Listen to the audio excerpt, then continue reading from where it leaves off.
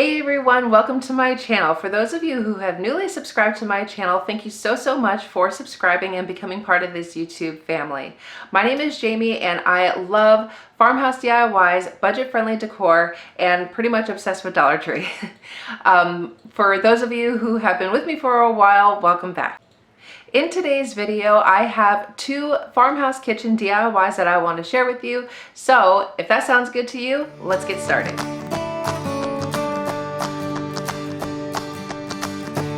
I am taking this decor piece that I had gotten from Dollar Tree, just taking the wrapper off of it, and then I'm going to go in with my butter knife and pop that farmer's market front piece off of it. And I watch so many YouTubers, just they take their scraper or their knife or whatever, and then they go to pop off that front piece, whether it's a flower or a heart or whatever, and they do it with ease. But I'm not gonna lie, I actually struggled with this. That sign did not want to come off, but I eventually get it, and then I end up having to go in with my sanding sponge and sand off the cardboard off the front.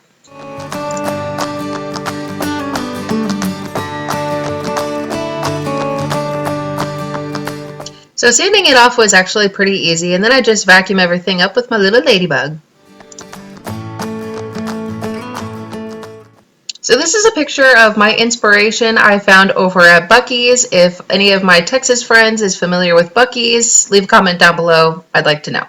Anyway, so then I go in with my folk art chalk paint in Castle, and I do one coat over this entire thing, including the sides.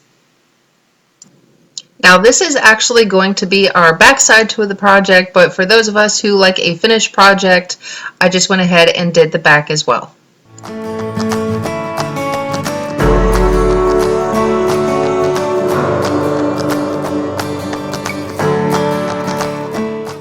So next I just take this Waverly Antique Wax and I just did one light coat over this entire thing, and then later on I do go in with a paper towel and I just kind of wipe off what was kind of left over, kind of like all the excess, yeah, that's the word I'm looking for. And then going in with the Waverly chalk paint in white, I just coat the inside of this box. I think I just did one coat with this, and I only got the bottom of it because this is going to be the front side to our project. Don't get the sides, I just did the bottom. Now for the edges, I just did one coat of the Castle paint, and then I went over, once that was dry, then I went over with the antique wax paint.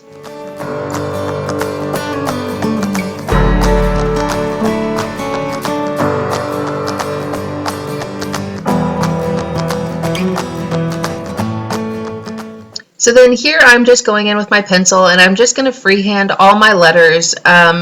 Now you can use stencils if you want to. I've got tons of, letter stencils, but I really just wanted to freehand this because I do appreciate freehanded artwork.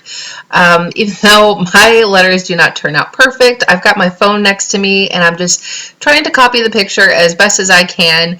I do make mistakes, and you could probably even tell, like in the end there was a little bit of a mistake, but oh well. It just kind of adds to the I don't know, farmhouse or rustic kind of look that I was going for, so it all works out in the end.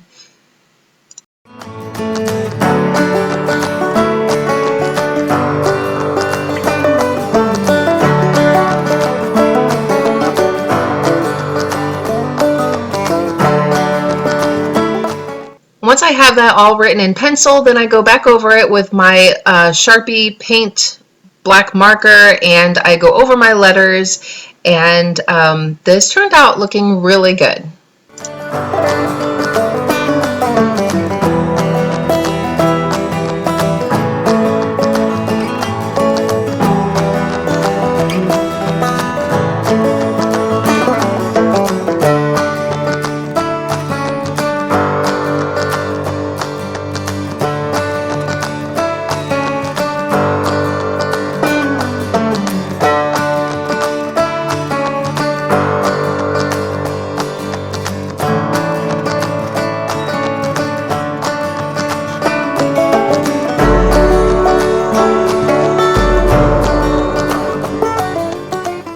So I was really happy with the way this word dirty looked. It actually looked really pretty in the end. I noticed that, you know, all the upstrokes are nice and thin and all the downstrokes were a little fatter. So once I actually had it all written out, I just kind of went back over my letters and then just kind of filled it in where it needed to, just so it had that like pretty font. I don't know what kind of font you actually call it. I mean, you know, comment down below if you actually know what it's called. Some kind of like calligraphy or whatever. But anyway, all I know is that it turned out really pretty and I was super happy with it.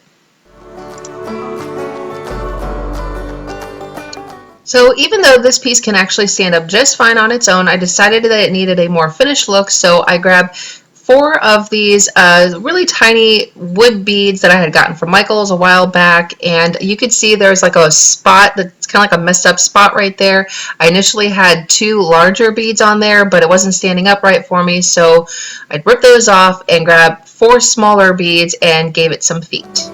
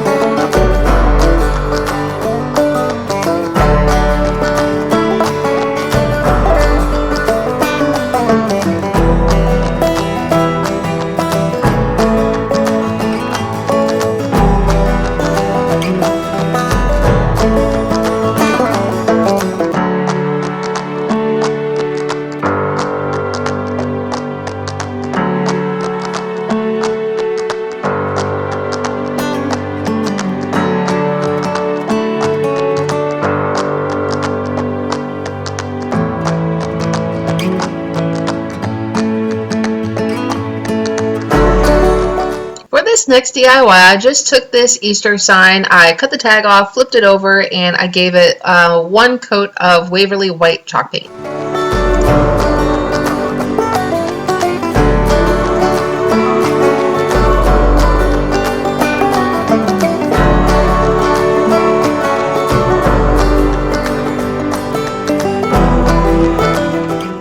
Once that was all good and dry, I just went in with my ruler and I made my shiplap lines.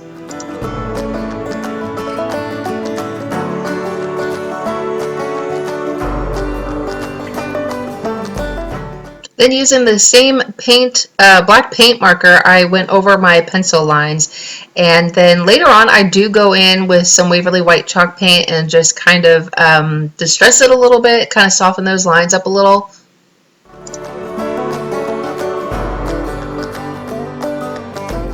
The next thing I did, I had found this framed art over at Dollar Tree. I really like the fork, spoon, and knife. I just took it out of the picture frame and then I just individually cut out the fork, the spoon, and the knife. So I don't toss that frame out. I actually kept it in because more than likely I'll be able to use that for another DIY later on in life.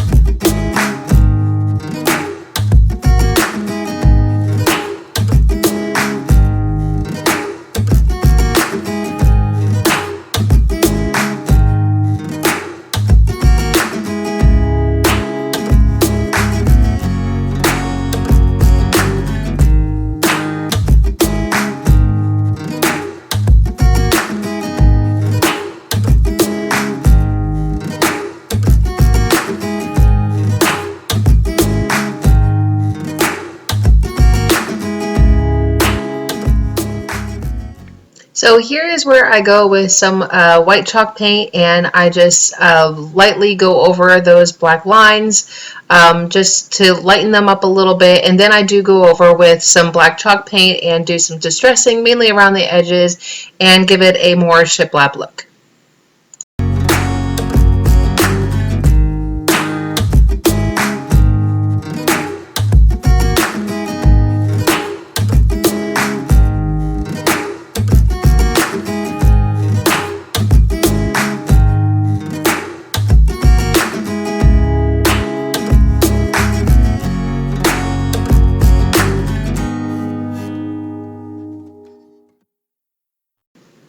So for some little added touches, I do take my black paint marker and I made the little nail holes where the like the boards would be nailed, you know what I mean?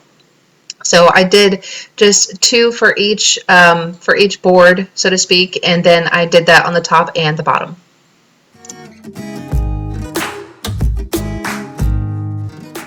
All right, now once I had all that done, I just placed the fork, knife, and spoon where I wanted them to go, just trying to make sure they were kind of lined up at least pretty close on the bottom. And then I just took the letters EAT, they're just like stickers from Dollar Tree I happen to have on hand, and I'm just placing everything where I think they should go, and then I go in with some Mod Podge and I just seal everything down.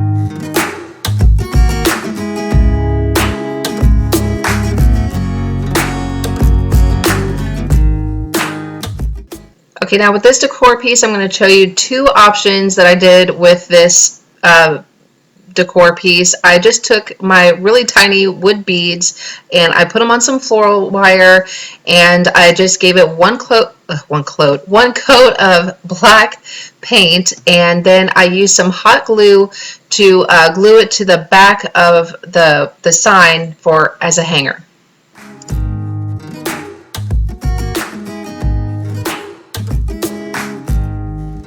So here I'm just going in with my white chalk paint and I'm just going to distress the beads a little bit, and then I want to distress the letters because they're looking a little too perfect for me and I need it to match the rest of the sign.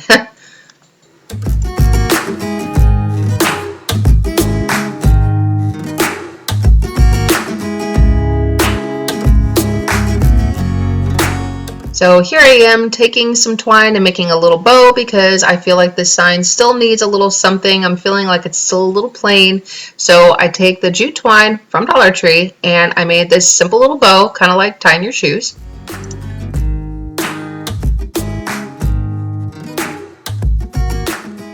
I had found this farmhouse ribbon over at Dollar Tree like last year and I love it so much. It is so cute, but I can never seem to find a reason to use it. So I'm trying to use it because there's like black and white theme going on with this sign. I figured this would be perfect for it. I love the cows and the rooster and everything on it. So here I am making a cute little bow with that, and then I'm going to hot glue it to the sign, and I'm going to hot glue the little jute twine bow on top of that.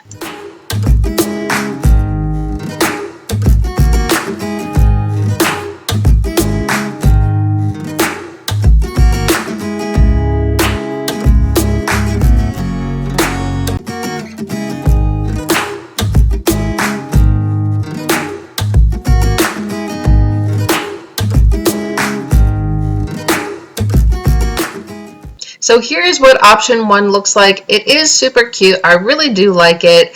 But I am just not settled on it. I really wasn't feeling it for some reason. As cute as that bow was, it just wasn't sitting right with me. And then I went to hang it up last night, and then this morning I go in the dining room because I hung it in the dining room, and it started to fall apart. That I put a ton of hot glue on it and it just did not hold. So option B, I'm going to show you a different route where you can go with this. If you like this, cool, keep it. If not, here's a second option.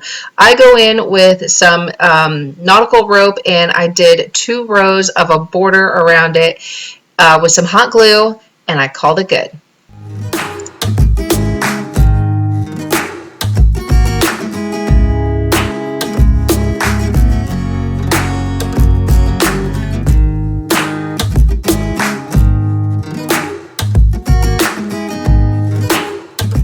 Okay, now for this part, folks, do not feel like you need to do this. I do this because I think it gives it a more polished finish look, so to speak, with the nautical rope. I just take my lighter and I'm just singeing all the little flyaway hairs off the rope.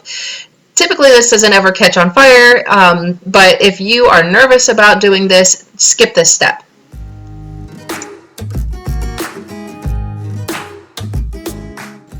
So like I said, I love that bow so much. It really is cute, and I was really trying to figure out where I could possibly put this, and I kept moving it around in different places, and it's still just, I don't know, for me it wasn't looking right. I mean, you comment down below, tell me what you think. Bow, no bow, beads, rope. I mean, let me hear your opinions. Just let me know what you think. But this is how it turned out. It's very simple. I absolutely love it, and I think if you like decorate it with something else, then you don't need all the added embellishments. I just kind of felt like it wasn't necessary. And this super cute little milk canister thing that says "Our Farmhouse." Love it so much. I found that over at Dollar Tree. It was the last one, and I just had to snag it.